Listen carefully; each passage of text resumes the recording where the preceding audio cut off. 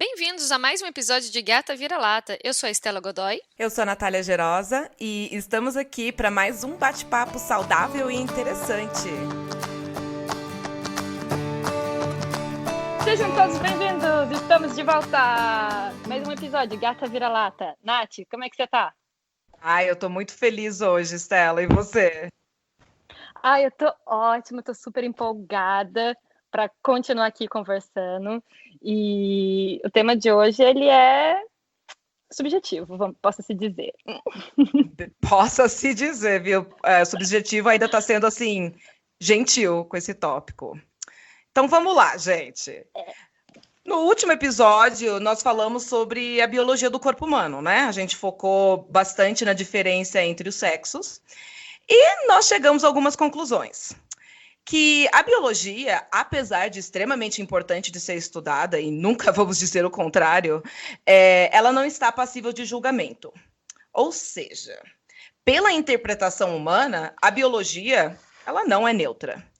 E hoje nós queremos entrar em algo tão complexo quanto a biologia, que é a psicanálise. E para trazer bastante conhecimento, nós trouxemos uma convidada querida da área. Ana Holmes, por favor, se joga na roda, amiga.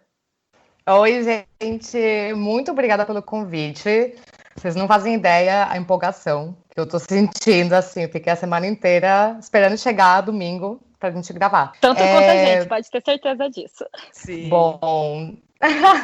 Bom, eu sou psicóloga e psicanalista e hoje em dia eu moro em Barcelona, mas essa minha relação com psicanálise se iniciou no Brasil, 9 anos atrás, quando eu me mudei do México, que eu sou mexicana, para o Brasil.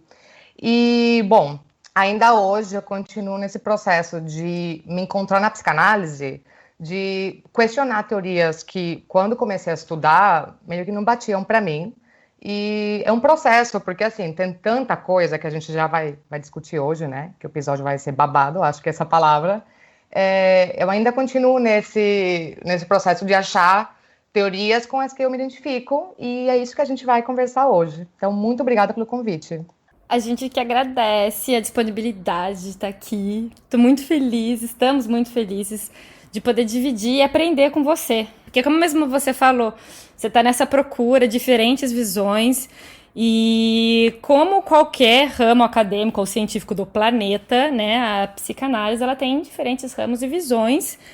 E assim, infelizmente, ela foi desenvolvida por homens e para homens. Que surpresa, né? Não, tô extasiada. Tô chocada.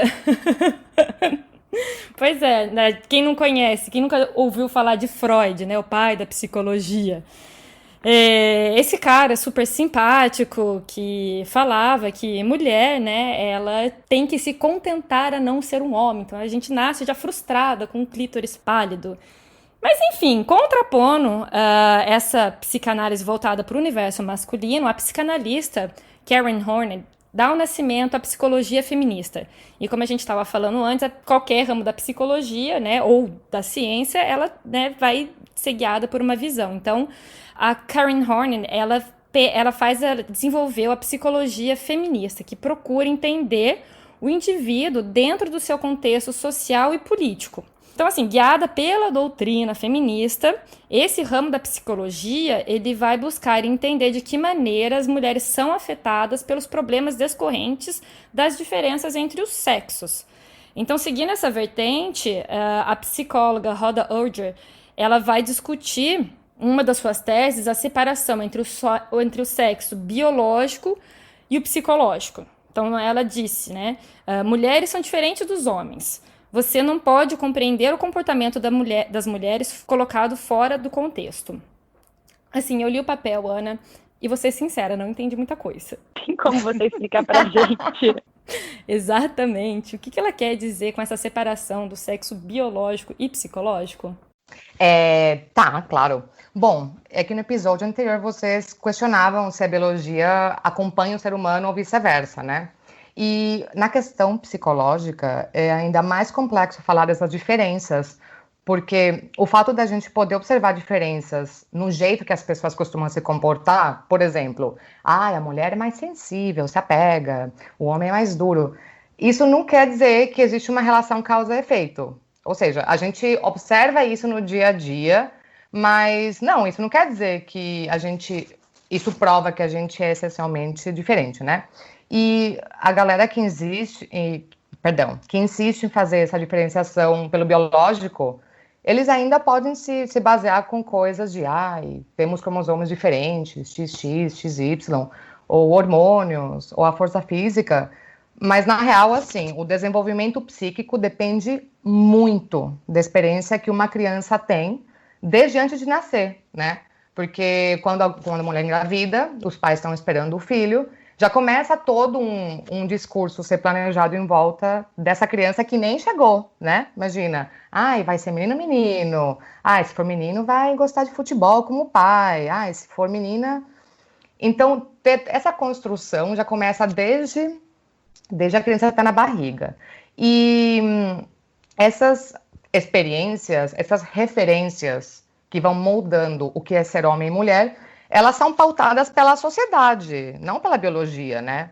Então, assim, existem diferenças anatômicas, hormonais e tal, toda essa parte evolutiva que vocês comentavam no episódio anterior, mas as consequências disso, na minha opinião, são mínimas, se a gente comparar com o peso que tem a estimulação ambiental, que tem a sociedade numa criança. Então, por exemplo, dar brinquedo de menino, entre aspas, né? Estou criticando. Brinquedo de menino para menino, de menina para menina.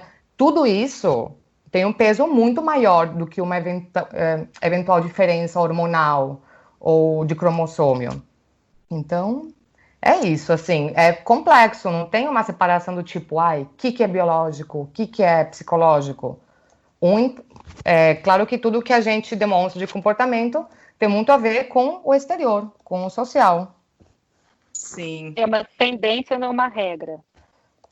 Mas assim, tipo, o que vem primeiro, ovo e galinha, né? Então, assim, se você fica falando para uma menina desde que ela é menina, não, você tem que ser mais delicada. Não pode... Já tem toda uma fala, assim, muitos psicanalistas falam disso, o Lacan tem isso do grande outro, de a gente vai falando para as pessoas quem elas vão ser desde antes delas sequer nascerem, né? Então você já nasce, a gente como mulher, já nasce com um universo inteiro sendo esperado da gente, com uma narrativa inteira do que vai ser a nossa vida, do que a gente tem que fazer enquanto mulher. Agora, você vai falar então que, não, é que a mulher é sensível porque a gente tem mais hormônio X, hormônios... Não, gente, se você já está esperado isso de você, como que a gente pode traçar uma causa-efeito? É que a gente é sensível porque, né, é diferente anatomicamente. Eu discordo, e eu acho que essa diferença vai mais por esse lado. E até porque, quando você para pensar, se isso fosse uma regra, mulheres que são extremamente sérias, que já ouvi muitas falar, nunca chorei na vida, como é que então você explica isso se é uma regra, né? Nós somos emotivas e assim seremos. Não tem como você falar que isso é uma regra pétrea, né? Que isso é natural. Adorei essa palavra pétrea. Advogada aqui. Simone. Que Petra é ela? Amei. Simone de Beauvoir tinha razão, né? Sim. E, assim, como vocês estão reparando, caros ouvintes, o último episódio, ele é muito importante para se conectar com esse aqui que a gente está falando neste exato momento.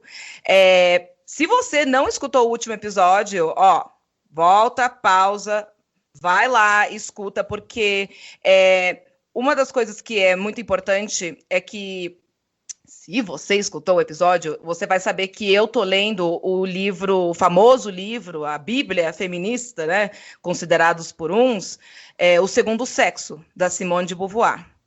E a gente está seguindo uma linha aqui, né? Eu estou acompanhando o livro junto com outro podcast que tem sido muito bom, e elas, né, fizeram um episódio dados biológicos, né? E eu usei isso também para eu poder ter uma interpretação para o último episódio. E o outro capítulo também entra na psicanálise, que é aqui onde a gente está, que é aqui onde a gente vai parar, né? Na parte da psicanálise. E então é assim, nesse capítulo, que é o capítulo 2 do Segundo Sexo, logo no início do capítulo, a Simone já vai frisar. Discutir psicanálise como tal não é uma fácil tarefa. E como todas as religiões, presta atenção para essa palavra, religiões, cristianismo ou marxismo, lembrando que foi ela que falou isso, não eu, demonstra uma flexibilidade perturbadora contra o contexto de conceitos rígidos. Ou seja, possui pensamentos engessados, né? Então, para psicanalistas, a doutrina não é importante. Ele ou ela, o psicanalista, ele vai dizer, a psicanálise é um método, tá? Mas o sucesso deste método fortalece a doutrina em sua fé. Afinal, onde a verdadeira característica da psicanálise seria encontrado, se não no próprio psicanalista? Então, assim, lembrando que esse livro foi escrito em 1949, mas ele é bem atual por diversos pontos. O que eu gostaria de saber da Ana é se ela concorda com essa pontuação sobre a psicanálise, dela ter essas visões engessadas. Olha, eu concordo. Tomara que ninguém venha aqui me perseguir depois, tirar minha carteirinha assim. Você não pode ser mais psicanalista. Eu concordo. A gente tem que pensar na psicanálise, gente, como um método, né? Como ela fala, que ele foi criado pelo Freud formalmente. Digamos que ele deu pontapé, né? Ele fez lá, preparou o terreno para todo mundo, mas ele tem se transformado e tem que continuar se transformando junto com as mudanças sociais. Ele está ainda em construção. E eu achei interessante, Nath, essa fala sobre o sucesso desse método fortalece a doutrina em sua fé. Eu tive que ler várias vezes a frase para meio que entender, né? Mas acho que o que eu entendi disso é que a psicanálise, ele tem um jeito de funcionar que, se ela for usada de uma forma antiética, sempre ela serve para provar que o psicanalista tá certo. Então, assim, ele fala uma coisa e se você, como analisante, né, ou como paciente, falar tipo, não é bem isso, é resistência. Então, acho que esse é um ponto cego da psicanálise, que deixa um margem para que, dependendo do psicanalista, as teorias que ele escolhe usar para trabalhar, né, pode ser uma coisa perigosa. É aí que a gente pode, sim, encontrar psicanalistas que utilizam a teoria de tal forma que acaba sendo misógino. Tem psicanalistas que procuram outros autores e utilizam essa teoria para trabalhar de uma forma diferente. Então, sim, eu concordo com essa pontuação. Eu acho que é isso que ela queria dizer, espero. Senão, Simone, me desculpe. Mas... Você tá louca, amiga. Não, tipo, desculpa, Simone, você tá louca. Ai, sorry, Simone. Não, mas acho que é isso, assim, a gente sempre... eu acho que tem que tomar muito cuidado com esse uso da psicanálise, porque facilmente vira uma coisa antiética, e aí eu acho que a partir do momento que qualquer disciplina, qualquer método, ele tem uma ferramenta que ele usa para sempre se provar correto, e aí acaba o debate, eu acho que, aí que a coisa já tomou um rumo que não é legal, porque não, tem que questionar, tem que falar, é isso mesmo? Tem que ter abertura a debate. Então, sim, Simone, concordo. Até porque, como você falou antes, né, discutir quem veio primeiro, o ovo, a galinha, a relação do ambiente em relação à formação do indivíduo como tal. E a Natália, não é Petra, nada fixo, a sociedade muda. A sociedade muda, mas ela não muda, porque a gente bastou um Covid para mostrar uma realidade extremamente brutal, que a gente ainda vive numa sociedade patriarcal, machista, misógina, né? No mundo inteiro houve um aumento da violência contra a mulher. Pegando ainda o gancho nessa questão da dominação, psicólogo em relação, ou do psicanalista em relação ao paciente, a gente está falando, acho que mais ou menos de uma relação de poder. E Foucault, ele explica que o poder em si não existe, o que existe são as relações de poderes e, através dos seus mecanismos, atua de forma coagindo, disciplinando e controlando os indivíduos. Acho que, me corrija se eu estiver errada, Ana, mas acho que é mais ou menos isso que você quis dizer, na utilização incorreta, né, antiética da psicanálise. Sim.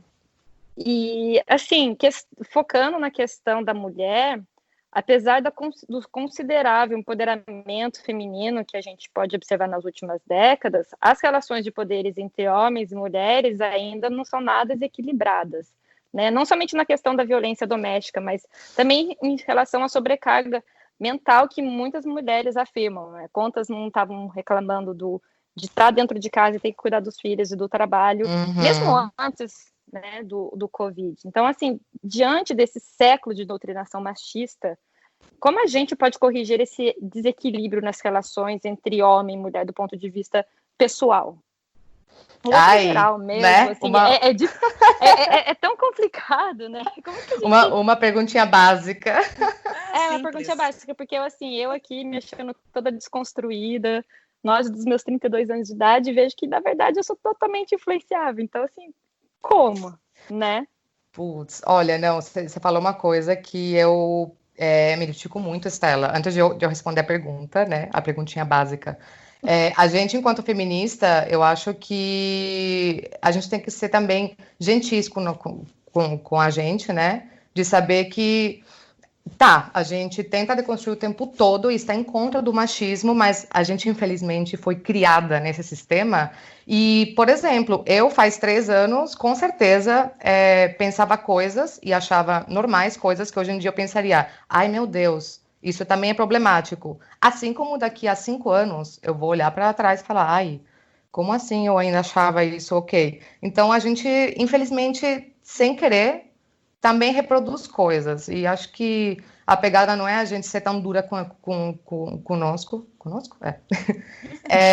e sim saber que o que importa é a gente estar em constante deconstrução e, né, a intenção, mas Bom, e sobre essa sua pergunta, né, de como a gente pode corrigir, eu acho que é um trabalho muito gradual, e eu acho que uma parte importante disso vem de uma deconstrução desses papéis tão rígidos, né, do que é ser homem e ser mulher, e a gente educar as crianças dessa forma.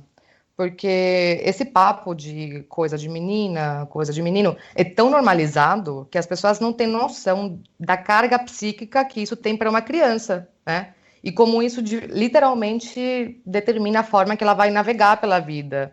Então, assim, é um trabalho gradual, porque, assim, embora a gente veja cada dia mais exemplos de crianças, de pais criando umas crianças mais livres, mais sem rótulos, isso ainda, eu acho, que é uma bolha específica, né? Então, assim, não tenho noção de porcentagem, tipo assim, porcentagens de crianças atualmente no mundo sendo criadas por famílias feministas, não sei dizer, mas não acho que seja uma porcentagem tão grande assim, e mesmo essas crianças, elas ainda vão sair de casa e receber uma carga contrária desse mundo machista ainda.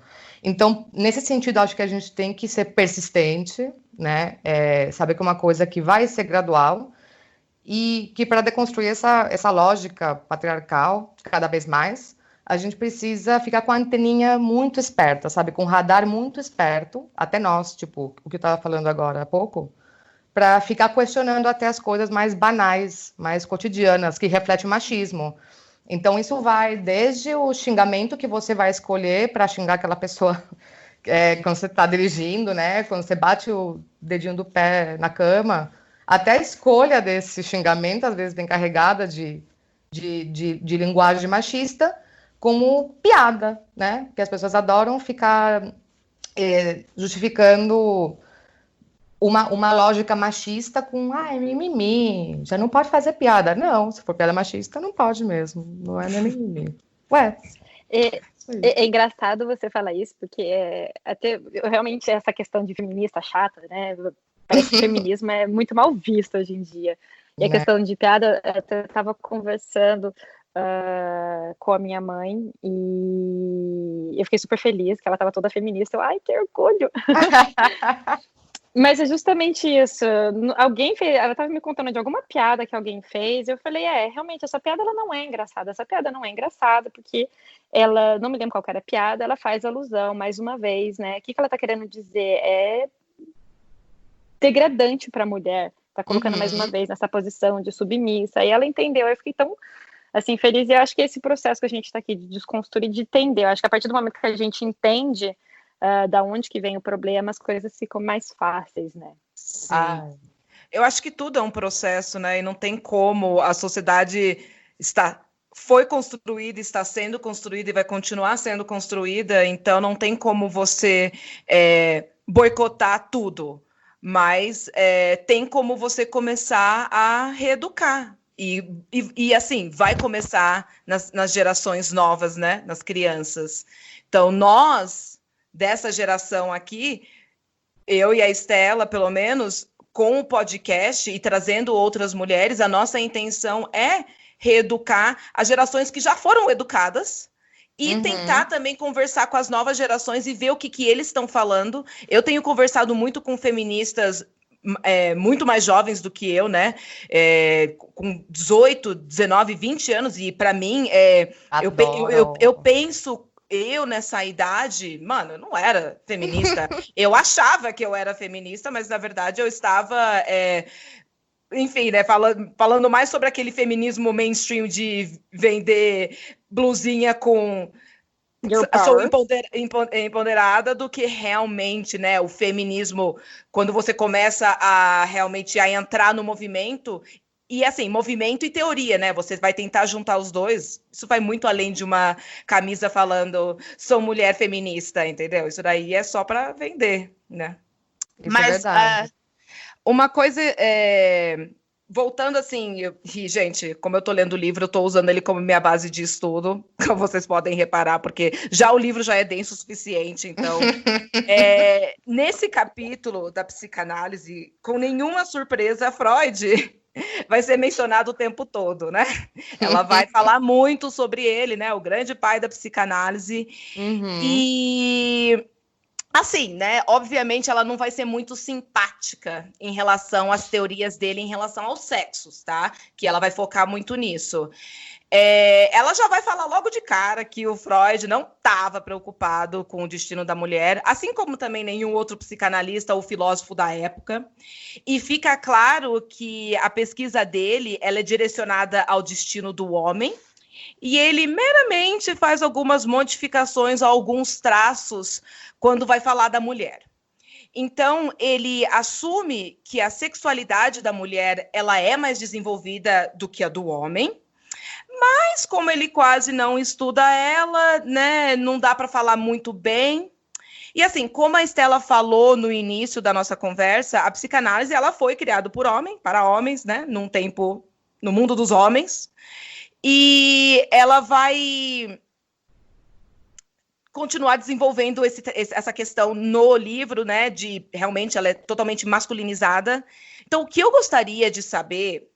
E eu sei que essa pergunta vai parecer que eu vou repetir essa pergunta várias vezes e a Ana vai responder de várias formas diferentes. Mas, assim, o que a psicanálise atual, como é que ela enxerga essa diferenciação entre os sexos hoje? Tá. Oi, tô aqui. Assim, né? Adoro, assim, que uma pergunta pareça indefesa, aí eu penso, ai, gente, vamos lá. Bom... É que, assim como tem muitos psicanalistas que eles seguem até hoje, viu? Tô falando de psicanálise hoje em dia. Tem muito psicanalista que segue os postulados freudianos à risca, né?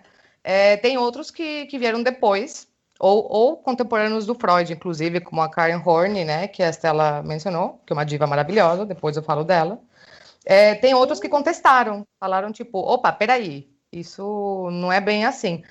Então, eu acho que não existe um consenso hoje em dia de prática da psicanálise tido como óbvio, sabe? Como tipo, todos os psicanalistas hoje em dia sabemos que isso não é.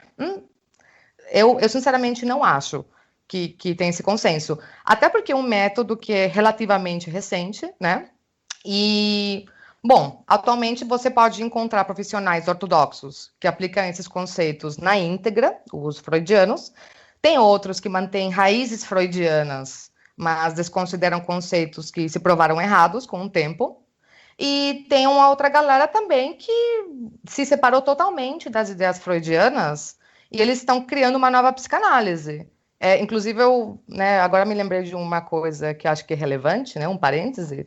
A Karen Horney, a Estela comentou que ela foi criadora da psicologia feminista. Na real, a Karen, ela era considerada psicanalista, ela começou como psicanalista, meio que seguindo lá com a gangue do Freud, e com o tempo ela começou a contestar, tipo, e contestar mais. Entre mais ela ia contestando as ideias do Freud, digamos que a galera psicanalista do clubinho falou, vamos tirar ela do clubinho dos psicanalistas. Isso não é mais psicanálise. Ou seja, quando chega um nível X de contestar as ideias, aí vamos expulsar ela. Essa é psicóloga, não é psicanalista. Provavelmente os clubinhos, os caras do clubinho eram homens, né? Então, o clubinho do Bolinha perdeu o argumento, não tinha mais o que falar, então a gente cala a boca, já que a gente não tem argumento razoável, racional para Aí só falou combater tchau, Lulu. as ideias, né? Sim, vaza. olha, tanto na faculdade, né? Eu fiz psicologia, foi isso no México, tanto na minha formação tanto na faculdade como na formação em psicanálise, que essa segunda foi no Brasil, eu escutei o nome da Karen Horney, assim, ó, uma pincelada, como se tivesse sido, né? Ninguém. Ninguém. Depois isso é mais ou menos recente, que eu fui lá ler, e eu pensei, gente, mas essa mulher é maravilhosa, falou um monte de coisa que é muito mais atual, na minha opinião, Ana, como profissional, para mim faz muito mais sentido uma abordagem, muitas coisas que ela fala, do que ideias originais do Freud. Então, mas voltando um pouco a essa coisa da psicanálise atual, eu queria propor, né, uma reflexão sobre isso tudo, porque a obra do Freud, ela foi super extensa. Eu falo assim, que ela durou muitos anos, né? Ele publicou muita coisa. Então, aconteceu em vários termos que ele escrevia tal coisa, ele criava algum conceito, e depois, em alguns livros posteriores, né, anos depois, ele se corrigia. Nesse sentido, eu acho que o Freud era bastante, assim, correto. Ele falava, gente, aquilo que eu falei, meio que, não, esquece, não é bem assim. Mas tudo isso fica registrado nos livros dele. Então, é muito possível que uma pessoa, hoje em dia, pegue um conceito lá, de uma obra do Freud, mais as primeiras, pega um conceito misógino e fale, mas o Freud disse tal coisa, tá lá. E aí é desconsiderado tudo que foi trabalhado na psicanálise desde então. Então, acho que assim, a gente também precisa falar da misoginia que faz alguns psicanalistas atuais escolher esses conceitos e aplicar como se fosse uma lei. Eu acho que isso diz bastante dos psicanalistas que escolhem trabalhar com esses conceitos, não só do Freud, porque às vezes fala, o Freud era um misógino. Tá, mas de tudo que já foi produzido desde então. Acho que o fato de escolher trabalhar com esses conceitos misóginos também diz muito do psicanalista, não? Sim. E isso é uma coisa que eu pessoalmente demorei muito para entender. Eu comecei a estudar psicanálise e quando entrei em contato com a obra do Freud de novo, a gente viu uma pincelada de outros psicanalistas, mas o foco continuava sendo Freud. E alguma coisa na minha cabeça não batia. Por um lado, eu pensava, gente, mas eu faço psicanálise, eu sou analisanda de alguém, eu conheço muita gente que faz psicanálise, eu sei que ela funciona. Mas, por outro lado, eu recebi aquele pacotão de conceitos do Freud, alguns faziam sentido para mim, outros não, tipo inveja do pênis, alguns aspectos do Édipo, a visão sobre homossexualidade. E foi bem aos poucos que eu fui me permitindo, e ainda vou me permitindo, filtrar as coisas que fazem sentido e o que não, né? Eu ainda gosto de ter o Freud como um norte em vários conceitos, mas eu já tô ciente que tudo isso foi com uma lente masculina. Então tem que pegar assim com pinças umas coisas. Falei um montão, Saber né? filtrar. Sim. Vamos então, falando em pacote, Ai, vamos cara. focar no pacote? Gente, bem, olha, Freud vai ser mencionado aqui, não tem como fugir, o cara, né, começou tudo isso, começou com essa palhaçada, então ele vai ter que ser mencionado. E como a Ana falou, são muitas coisas criadas por ele, né? A obra é extensa, ele mesmo vai refutar o que ele falou. Mas, assim, dos grandes focos do que ele mesmo falou é que, né, o erotismo masculino é definitivamente focado no pênis, né? Enquanto o da mulher, ele possui 2 sistemas eróticos. Um que é considerado clitoridiano, que se desenvolve na infância, né?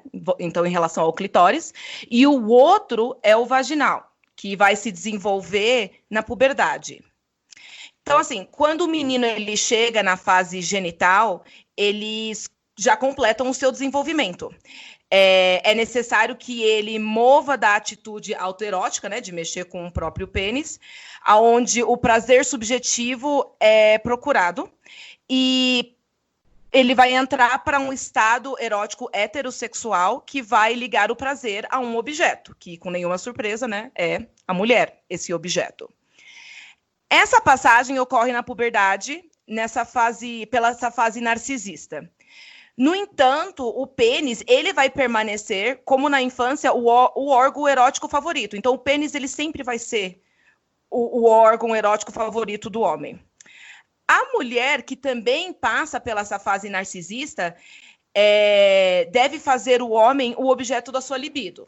Tá, mas o processo será um pouco mais complexo, porque ela tem que passar pelo sistema clitoridiano para o vaginal.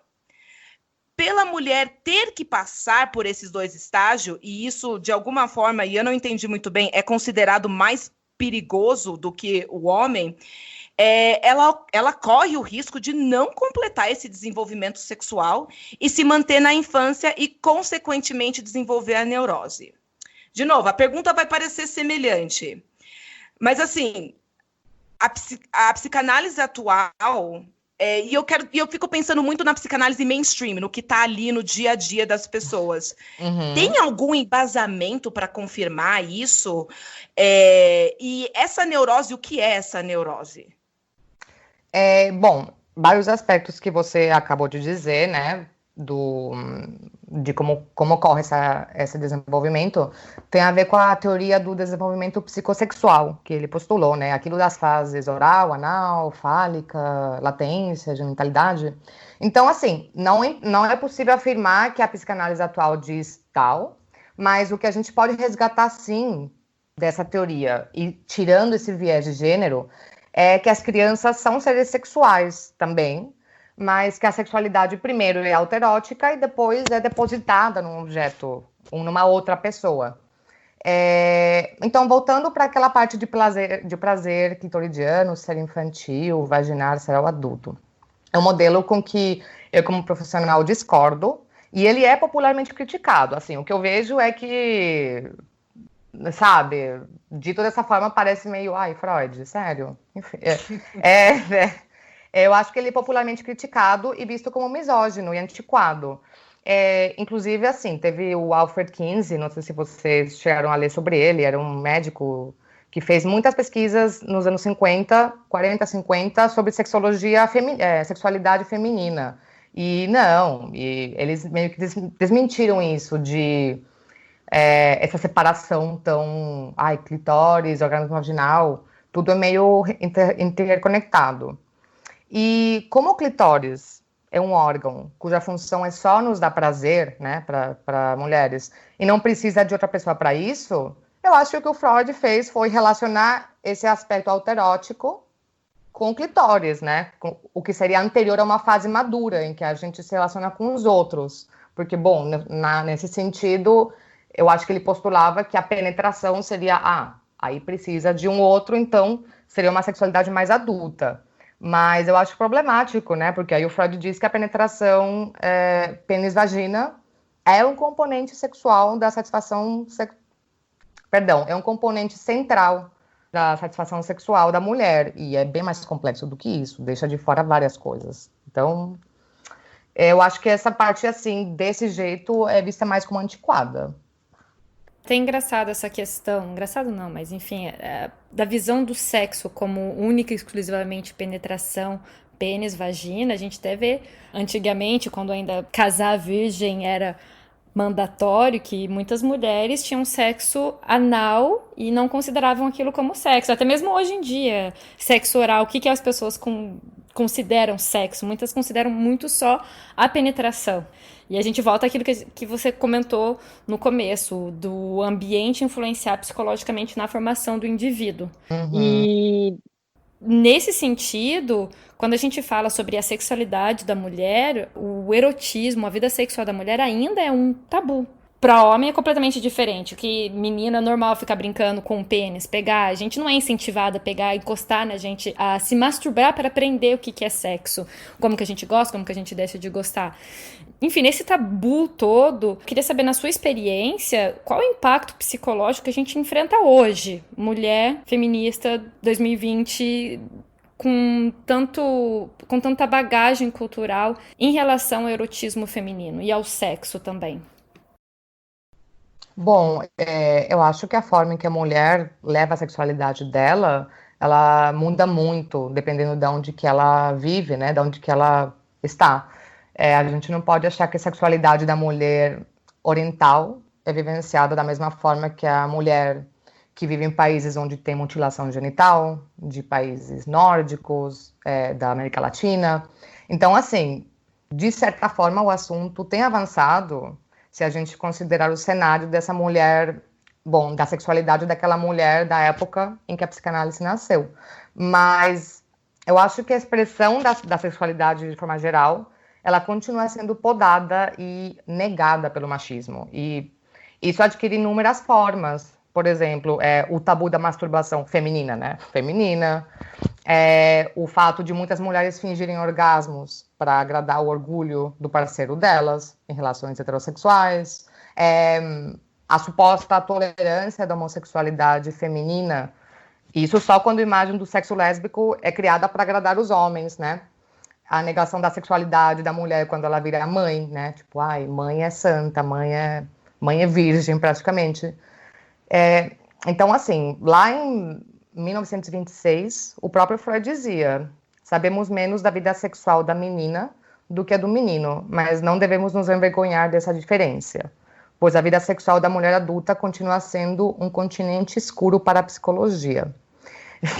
E eu acho que não mudou tanta coisa assim, porque qual o sentido da gente tentar estudar o prazer da mulher se ainda se faz de um ponto de vista patriarcal, sabe? Acho que parece que avançou muito, mas eu ainda acho que baby steps, estamos... E esse negócio do continente escuro, eu penso muito agora, voltando ao feminismo mainstream, que a gente acha que realmente ser livre, empoderamento feminino tem a ver com se expor, né, expor o seu corpo, por exemplo, em mídias sociais, né, meninas de 12, 13, 14, 15, 16 anos postando fotos, se não nuas, seminuas, e chamar isso de empoderamento feminino. O que eu acho muito complexo, porque eu estou falando muito disso nos últimos tempos, que eu acho que isso não empodera as meninas. Isso acaba empoderando, na verdade, os pedófilos, porque eles vão ter acesso... Forte. É forte, mas eles vão ter esse acesso, né, a esses materiais. Então, eu acho que quando a Ana fala que acha que a gente não avançou muito, o avanço agora, será que ele foi realmente para a mulher se libertar desses padrões, ou foi para ela continuar deixando o homem no comando? E tendo acesso ao que ele quer, que no final do dia, o acesso que o homem quer é ao controle do corpo da mulher. Não é com nenhuma surpresa que eles mesmos tentaram controlar o processo de reprodução e a natalidade. Eles que ditavam a regra. Porque justamente se você não controla o corpo da mulher, não tem como você controlar a reprodução, não tem como você, né, assim, forçar a mulher a engravidar, a não ser que você literalmente force, impeça ela de fazer, por exemplo, um aborto quando ela quer e continue controlando o corpo dela. Hoje, a mulher, ela consegue, e quanto mais informação ela tiver, com mais facilidade, controlar o corpo dela de não engravidar de uma forma que há 50 anos atrás ela não tinha esse acesso, né? Então, eu acho muito importante esse comentário da Ana. E dos conceitos mais famosos, né, do Freud, com nenhuma surpresa, acho que todo mundo sabe, que é o complexo de Édipo, né, que foi até inspirado na tragédia grega de Édipo, né, o do rei, né, que vai lá e mata o próprio pai para ficar com a mãe. Realmente, nesse ponto, só Freud explica, né? Queria que todo mundo pudesse ver sua cara enquanto você falava isso. Estão perdendo. E assim, gente, nessa fase autoerótica, a criança, ela já está mais ou menos, né, fortemente atrelada a um objeto. Ela vai, né, entrando nessa fase. Pelo menos é o que a Simone vai colocar assim no livro, em relação ao que o Freud diz, né? Então, o menino, ele está fixado na mãe, né? E em relação ao pai, ele quer se identificar com o pai, mas ele já tem medo do pai e de suas ambições. E ele teme que o pai vai puni-lo. E adivinha como é que o pai iria puni-lo? Mutilando-o. Então, esse complexo de castração, ele emana-se do complexo de Édipo. Então, o menino vai desenvolver sentimentos agressivos em relação ao pai e, ao mesmo tempo, ele já vai interiorizar aquela autoridade do pai e, assim, desenvolve o superego, que naturalmente vai censurar as tendências incestuosas, né? Então, isso seria um processo natural. Ou seja, o menino, ele nunca vai sentir uma atração pelo pai, né? E assim, o Freud, ele vai pela primeira vez descrever a história da menina de forma bem simétrica ao do menino. Ele vai usar o complexo de Electra, que é uma fase do desenvolvimento psicosexual da criança do sexo feminino, de acordo com a psicanálise. E o complexo de Electra, ele foi criado, na verdade, pelo psicoterapeuta, o Carl Jung, né? Muitos conhecem, né? Se você é da área. E mesmo que você não é da área, você deve ter já ouvido falar. Que também vai usar uma referência a um mito grego da Electra. E assim, o Freud, ele vai usar o complexo de Electra para justamente fazer esse paralelo entre meninos e meninas. Mas, claramente, ele definiu que, vamos dizer que esse complexo é mais do mesmo, né, com o do homem, né, com o do menino. E, assim, a menina, ela primeiramente, ela vai ter uma fixação maternal. Todas as crianças, tecnicamente, teriam uma fixação maternal, né, inclusive a menina. Enquanto o menino, ele nunca se atrai sexualmente pelo pai. Essa fixação é transferida da fase oral. A menina começa a se identificar com o pai mais ou menos pelos 5 anos de idade, só que ela vai descobrir as diferenças anatômicas entre os sexos, né? E aí aquela famosa, todo mundo sabe, já ouviu falar, né, que ela vai reagir a essa ausência do pênis nela mesma com um complexo de castração, que aí vem aquela teoria, né, de que toda mulher gostaria de, na verdade, ter um pênis. E ela imagina que ela foi mutilada, né? E ela sofre muito com isso. E então ela deve recusar as suas pretensões viris. E o mais engraçado é que ela se identifica com a mãe, quer seduzir o pai. Então, esse complexo de Electra e o complexo de castração, eles vão reforçar um ao outro. Amar o seu pai significa que ela queria ser semelhante a ele, que ela se inspira nele e assim ela consegue compensar a sua inferioridade. E é óbvio que, eventualmente, a sua mãe vai virar a sua maior rival e assim que é o superego constituído da mulher. E naturalmente, que eu acho muito engraçado, ela vai suprimir as suas tendências incestuosas. Naturalmente, né? Naturalmente, Óbvio. né? Depois de toda essa explicação, ela vai naturalmente, né, suprimir isso. E no fim, Freud conclui que esse processo de amadurecimento dos sexos é muito mais frágil e complexo com a mulher, né? Estou vendo que ele realmente está confuso. E, por exemplo, a menina, ela vai tentar reagir ao complexo de castração e assim rejeitando a sua feminilidade. E essa atitude vai levá-la a ficar no estágio, lembrando, clitorioide, e ser frígida ou virar lésbica, homossexual. Ana, trazendo à tona essa questão dessa mudança mesmo de, tipo, né, você falar assim, o homem é tudo muito simples, é tudo muito... vai ser muito mais fácil para o homem, e da mulher toda essa complexidade até o ponto de chegar que aí ela vai virar lésbica, né, porque por causa de tudo isso é tão complexo que ela pode virar lésbica. Como é que você, mulher, e um fato... não vou falar aqui, se você quiser, depois você corta. Não, claro. A Ana é uma mulher lésbica. E eu queria saber, na sua perspectiva, na psicanálise, mas também na sua perspectiva pessoal, por que muitos atrelam esses pensamentos do Freud à época, né? Que aquela época era misógina, machista. Mas será que não tinha algo muito mais denso na cabeça de Freud para ele pensar nisso? Porque, de novo, ele foi, né? Naquela época, para ele estar pensando nisso, mano, o que você estava fazendo? Porque ninguém estava pensando nisso. Tomando cocaína. Tava lá, no rolê dele. Gente, é que assim, escutando tudo isso, até parece um conto de ficção científica, né? Tipo, eu fico, ai meu Deus, como que eu vou defender? Não, vamos lá. Primeiro, né, eu acho que esse processo que você acabou de descrever, né, do Édipo, como funciona primeiro do homem, e depois, foi que é da mulher, ele me dá muito uma impressão de, sabe quando você termina de fazer um trabalho, sei lá, para faculdade, e você já tá terminado. Aí você fala, peraí, falta 300 palavras. Vamos bolar mais um negócio aí? Vamos bolar uma continuação que faça sentido? Para mim soa muito assim, porque foi primeiro feito tudo, né? A questão do complexo do Édipo, direcionado, feito por uma ótica masculina, e depois meio, e o da mulher como que fica? E aí meio que bolaram um negócio. É a impressão que me dá. Vamos olhar primeiro, então, as coisas no contexto, né? Ele desenvolvia as teorias dele, observando mulheres daquela época, do entorno dele, né? A mulher burguesa da Viena, ficava em casa, cuidava dos filhos, abdicava da sua individualidade e se doava por completo.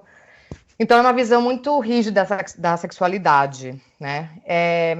Então, isso provocava aquilo que ele chamava de histeria, né, que era sintomas, principalmente mulheres, de cegueira, mudez, surdez, paralisia em alguma parte do corpo.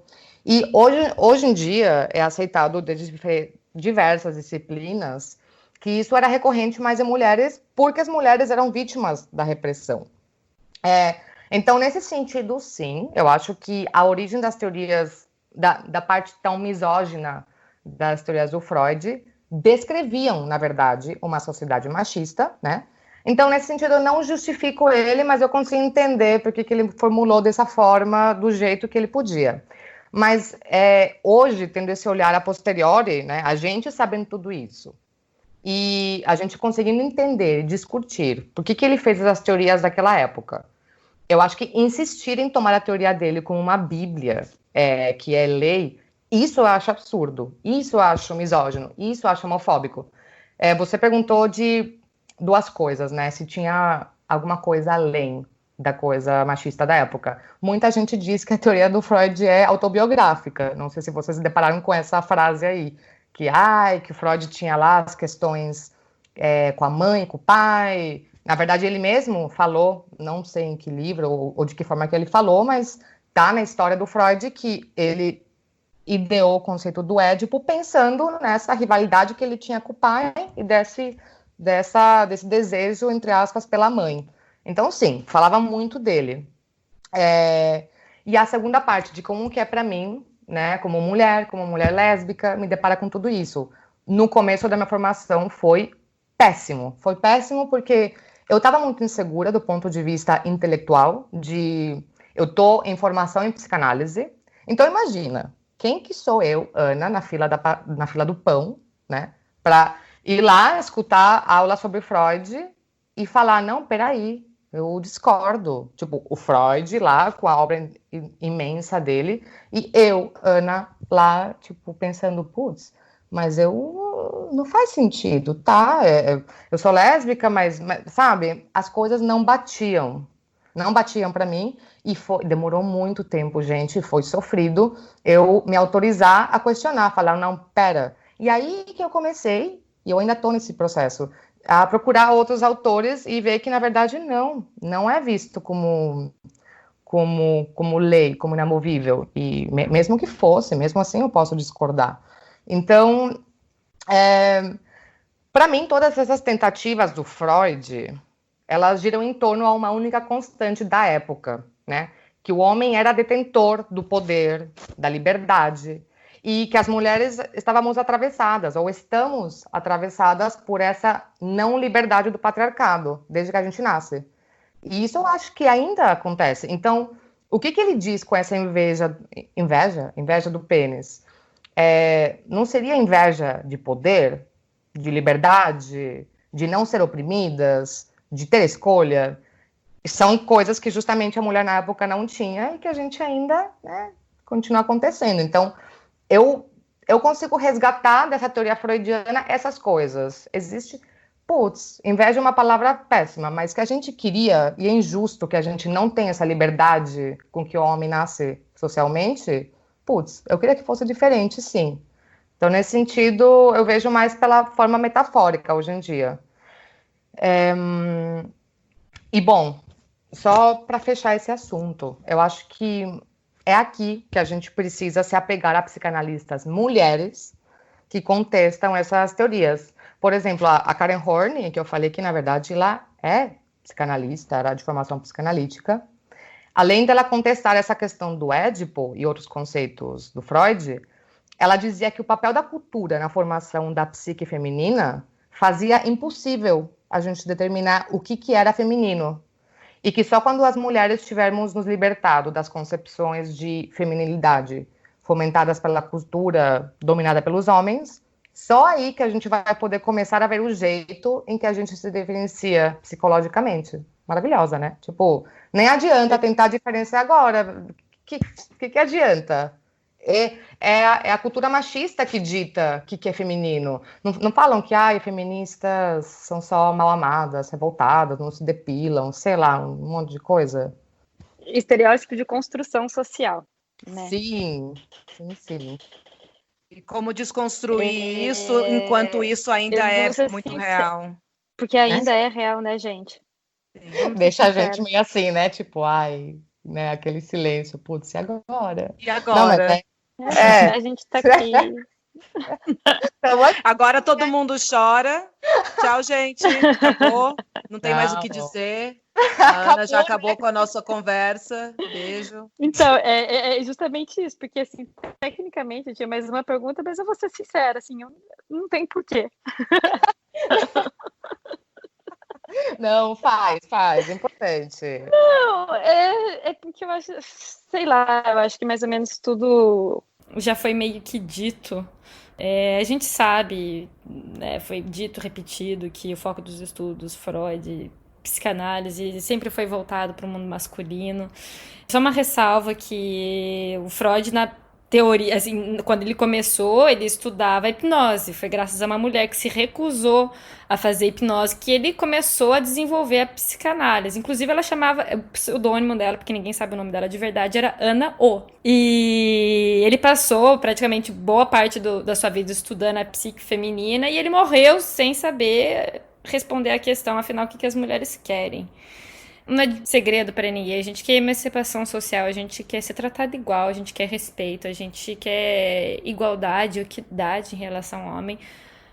É construção social e a pergunta que é falar como coletivamente a gente pode conseguir isso mas de certa forma meio que já foi respondida. A gente tem essa análise, eu eu não sei o que falar, né? A mais, Ana. Eu acho que eu vou abrir uma garrafa de vinho e vou... E é isso aí. Eu vou continuar vendo a série do Netflix, Freud, que é bem interessante. Gente, eu não quero E tentar não cortar os ninguém. pulsos.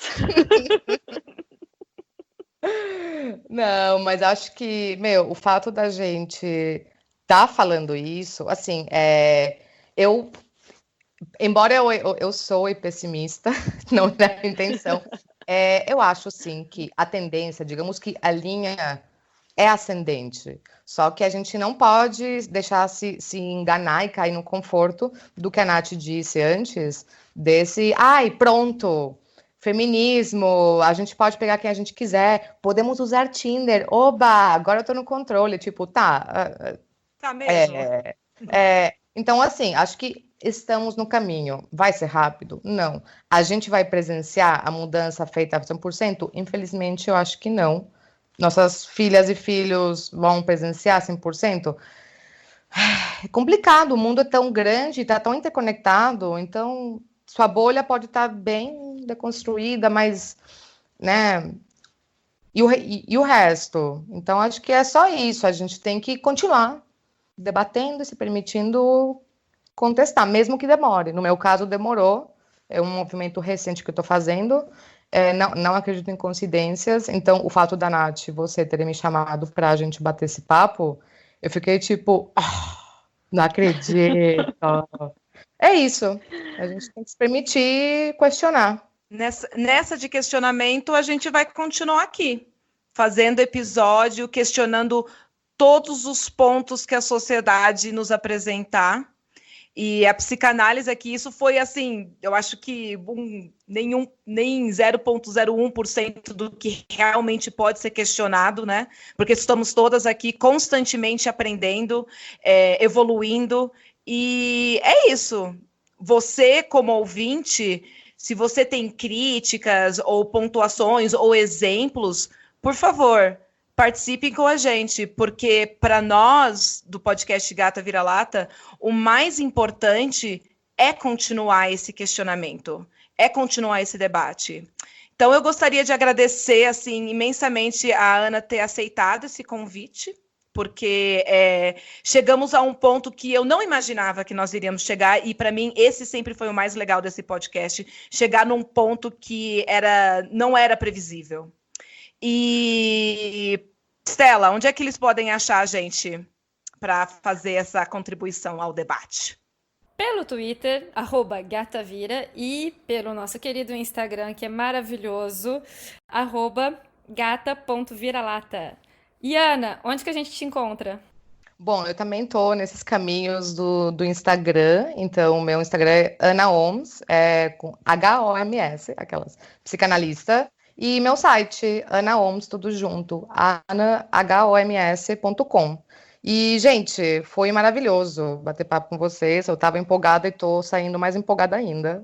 Vou beber um vinho, claro, mas foi ótimo. Muito obrigada pelo convite. Vamos juntas beber esse vinho. Olha, gente, um abraço e até a próxima. Abraço, gente. Obrigada, Ana, de novo.